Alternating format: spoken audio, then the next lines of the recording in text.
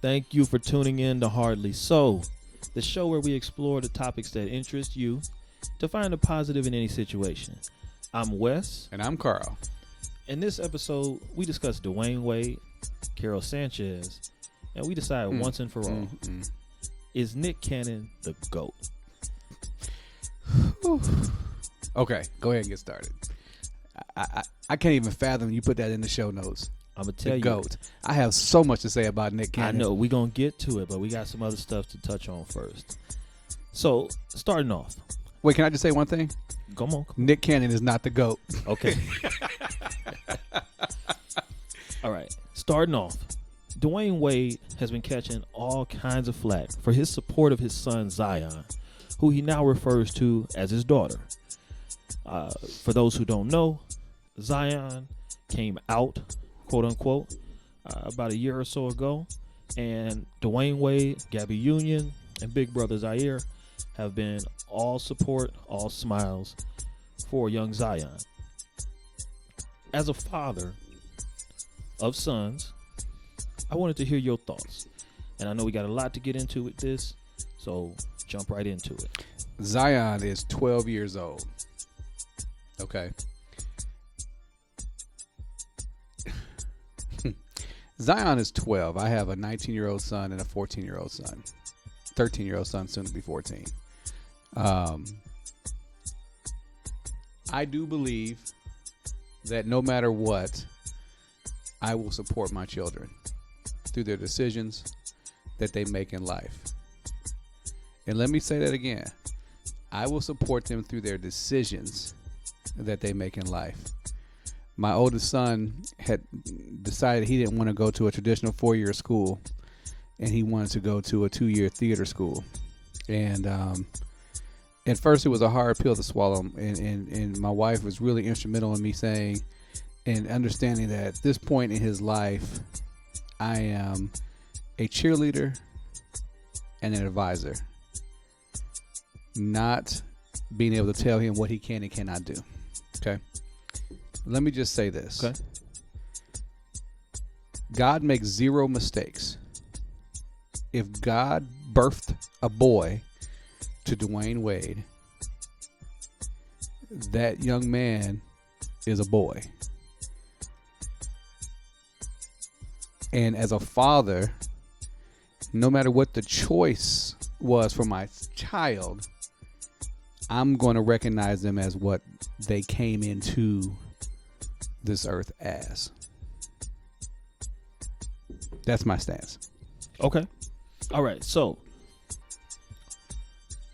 I am, I guess, 100% in agreement, right? I've had this conversation with my wife. I've had it with, other people, friends.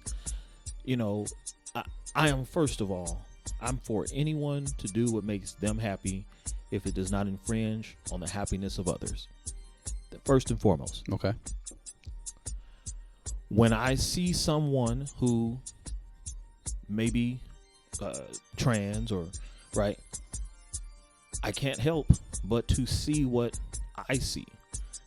Now, if they think a certain way, I also don't want to impose my view on them, which is what I think happens, and this is really my issue, and I've had several different, I've had business deals, I've had jobs, I've had other encounters.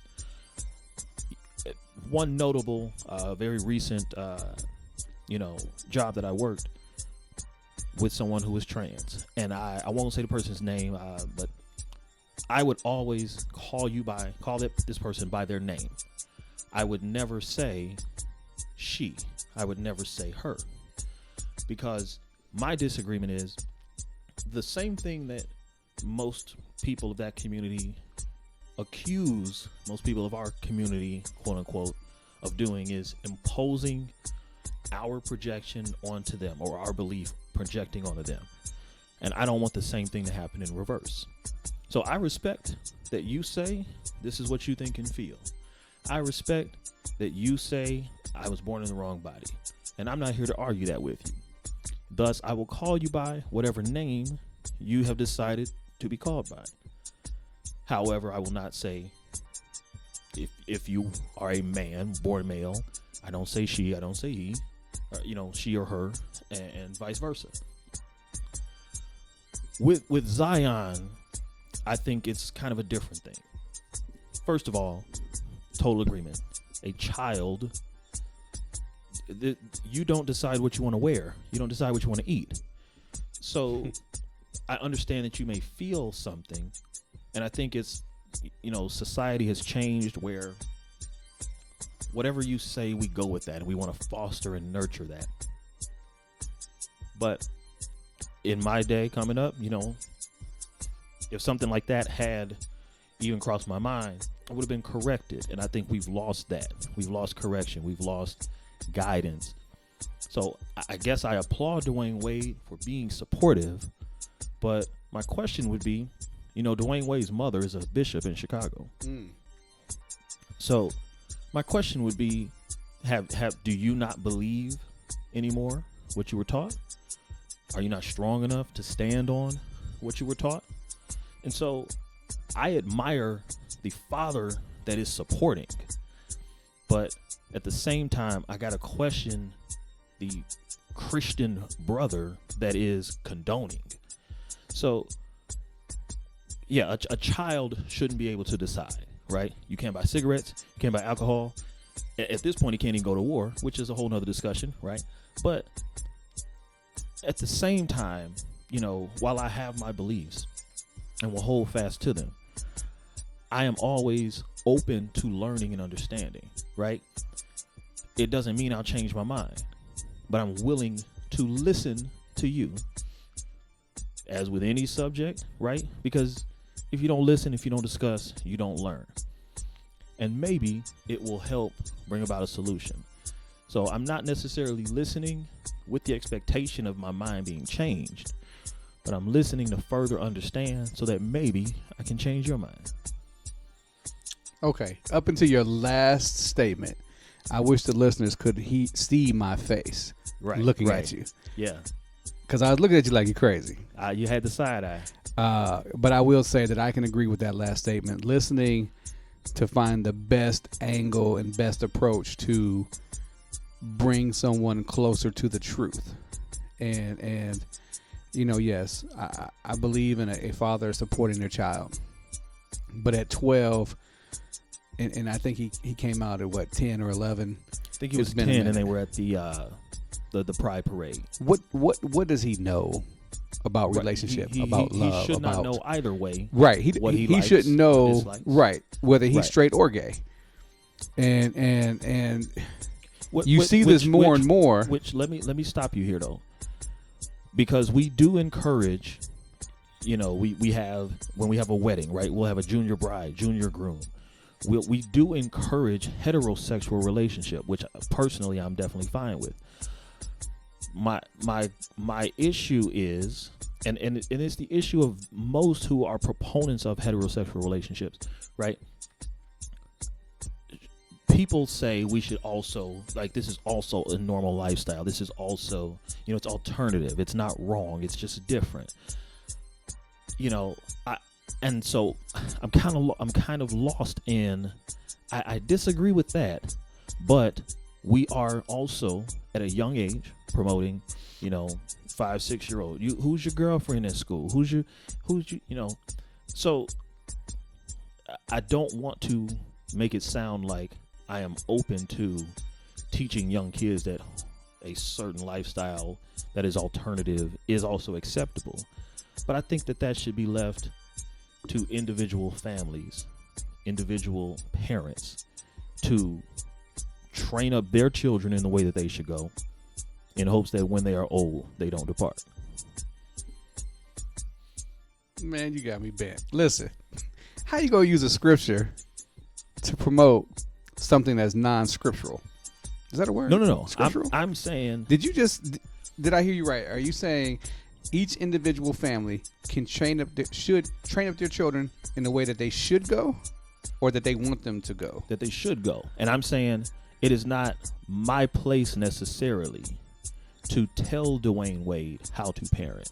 Right. It is, I am able to voice my opinion, and I'm able to put out my thoughts and say this is how I parent, and that based on the beliefs that I think we share. Did Magic Johnson have anything to say on this? Oh, I'm sure he had a lot to say about it.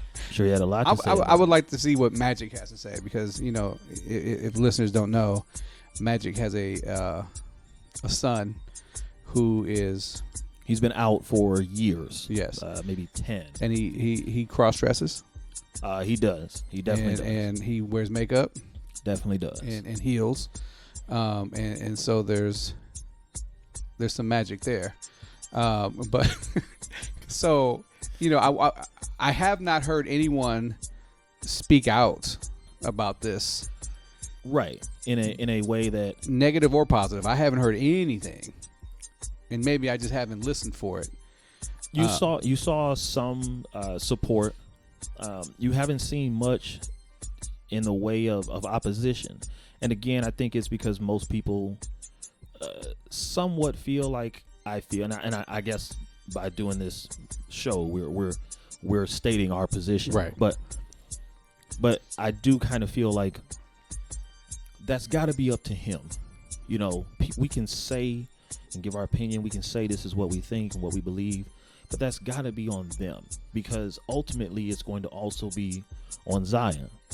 And that as parents, we do have to be guides. Now, at 10, 12, you don't know, but that's got to be something that they realize. So we can put out here what we think and what we feel with love, because, and I want to make that clear. I'm saying Dwyane Wade might still be my favorite player, of all time.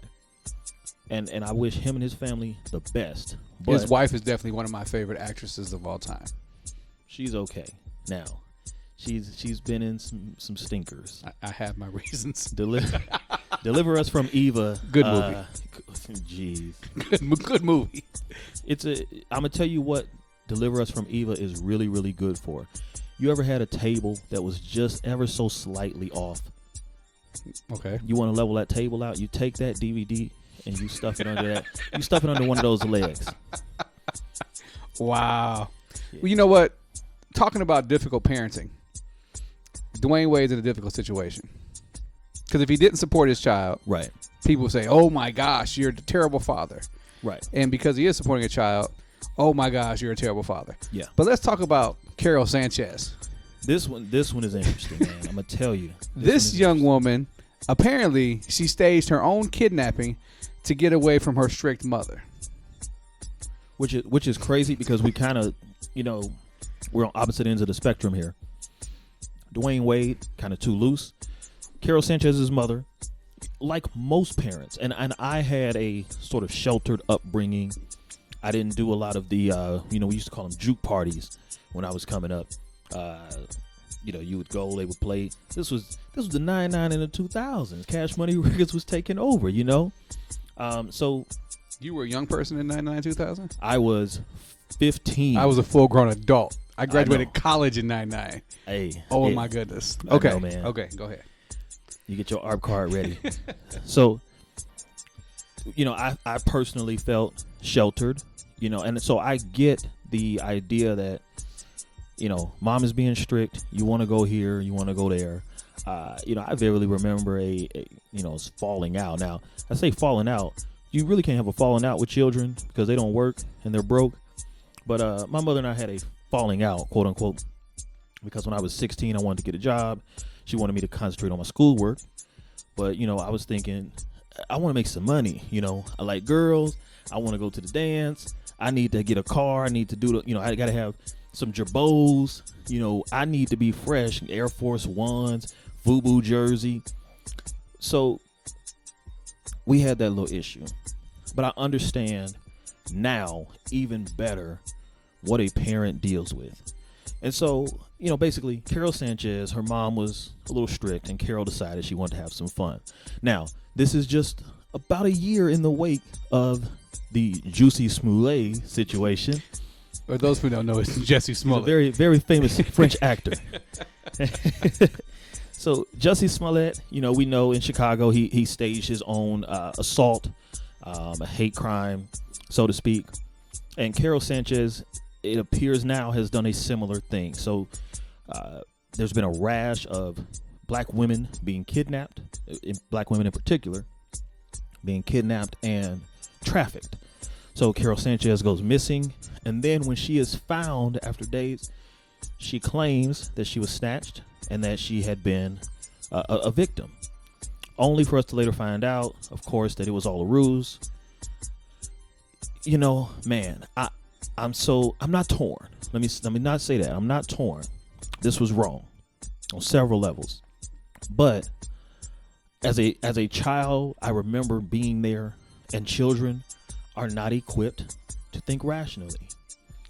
You formulate a plan, and there are no contingencies, there are no what ifs, there are no what abouts. This is the plan, it's gonna work. And so I know what was in her mind. You know, and my takeaway is, as a parent, I think, and this is so hilarious. My son had a question for me today. So I'm saying, as a parent, you got to be honest with your kids. You got to have open lines of communication. You got to be able to have any conversation about anything at any time. So he comes to me today. He asks, so I always thought that babies came naturally. And I said, well, they do come naturally. He said, no. I thought, like, just at a certain time, mommy's stomach grows. But is it true that you had sex? I said, oh my God. Dun, dun, dun. Right. Yes. Me and mommy had sex. So we had this conversation, you know, and I'm just explaining to him, and he's asking some hilarious questions. He's saying, so, you know, we moved into our new house in 2017. My daughter was born that same year. He said, so that means you had sex 3 times? And I said, yes, which is not untrue. Now, I'm easing the boy in. I don't want to tell. We in the thousands, son. Me and your mother been married almost 12 years. We in the thousands. But, you know, I'm easing him into it. And he says, so Bria's only 2. Was that here? In this house? I said, no, you know, she was already in mommy's tummy by the time we moved here. So, you know, anyway, we had this conversation. It was about 5 or 6 minutes. I was asking because I want to do it. What? And I said, listen. What? Now, first of all, I got to keep. He is 8. 8. Now, I got to keep my face straight. You know, I can't chuckle, and I want him to understand that, you know, there's a seriousness to this. He says, yeah, I want to do it. And I said, great. When you grow up and get married, then you and your wife can have a baby too. Now, at this point, I assume he's still under the impression that he's going to have sex 1 time per child. So it works for me. Whatever he's got in his head, he says, great. So I'm going to take that to mean that you're saying I'm 21 right now. I said, no, you are not 21. You are 8. And when you grow up, you can do it. You know, he's excited. He thinks so when you grow up, when you get married, then you and your wife can have a baby too. But anyway, you know, saying that to say, we had that conversation, and it was kind of funny. He chuckled a bit, but I'm glad that at 8, he's comfortable asking me about it. Right. Versus asking his friends. You know, when I was in 4th grade, I thought that girls peed out of their butt. And do you know why I thought that? Do you know how many people are going to listen to this? I hope millions. I hope our millions of subscribers and listeners are still here with us. But let me tell you, you know why I thought that? A 5th grader told me. So someone who was probably literally 200 days older than me was the authority. It needs to come from home on female urination. Right. So I'm just glad that he was able to come to me. Speaking of that, do you know who she ran away with? Who she helped fake this kidnapping with? A 23-year-old Crip gangbanger from New York is the one who helped her stage her abduction. Wow. Now, this is another level. She doesn't want to go and move out of the country with her mom to Costa Rica. And I'm going to be honest. When I first heard the name, I said, this is really, really detailed. This can't be a kid. Right. And I was wrong. But this is a 23-year-old man helping fake an abduction of a 16-year-old.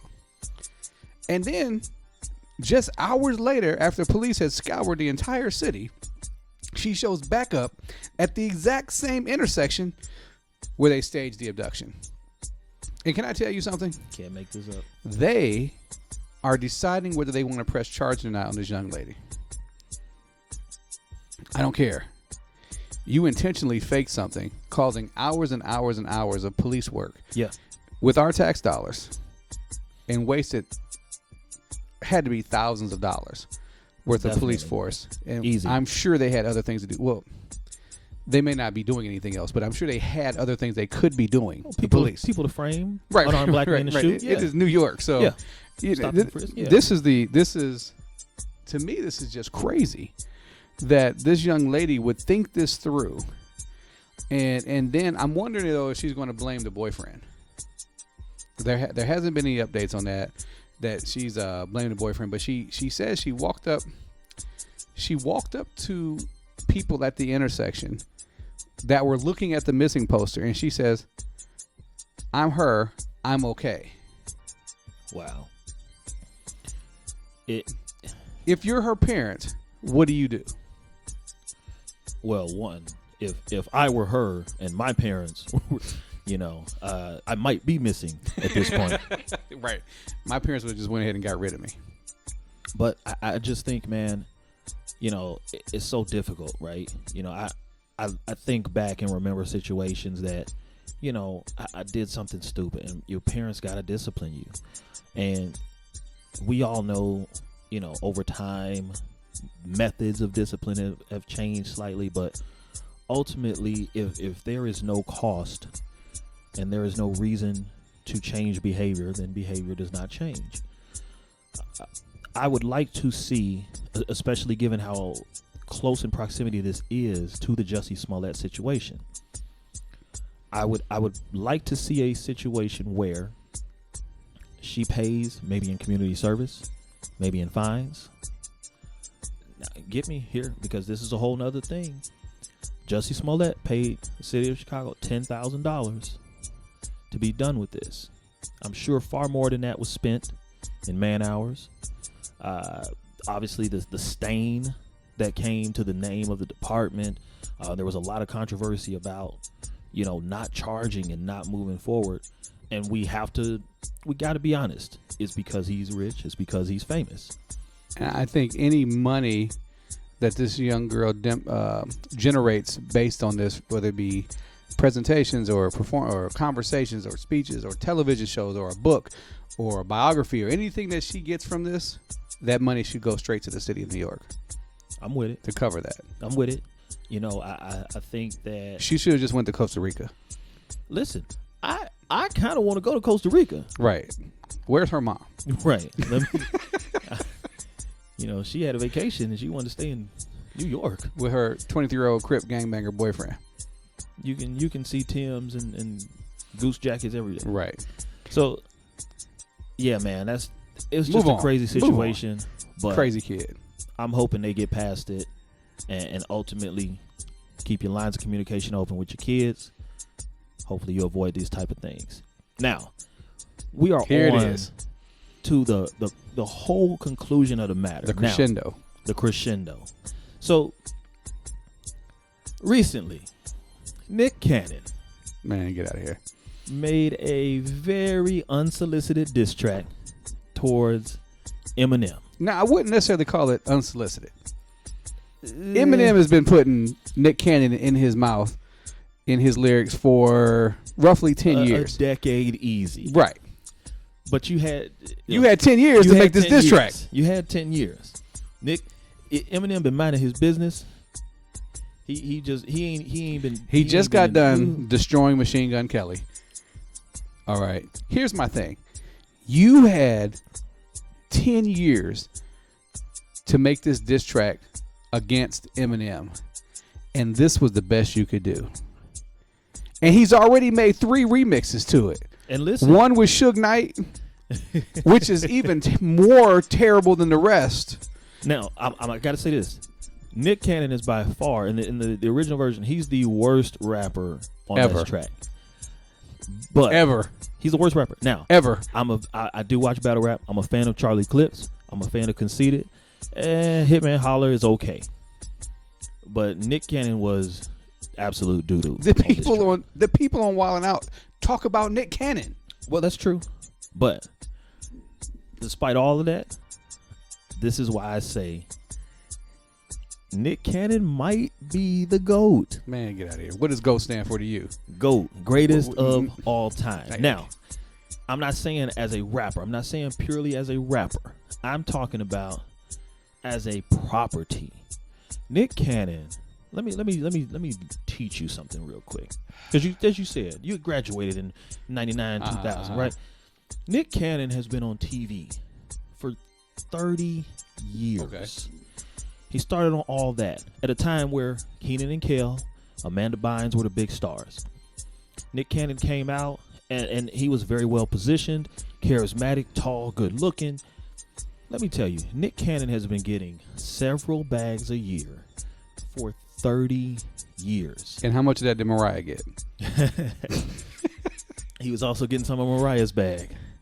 Getting that All I Want for Christmas Is You money. Right. So this is my thing, right? He's been the host of several shows. Right now he's hosting The Masked Singer. He's had America's Got Talent. He hosts a radio show. He's about to take on a second radio show. You're talking about 2 radio shows at one time. Now, I understand. So if he's all that, then why battle Eminem? Why? If we did he need that? First of all, he's also the president of Team Nick. And let's be honest, when he had R. Kelly writing for him, he made some hits early 2000s, B2K, around that same time.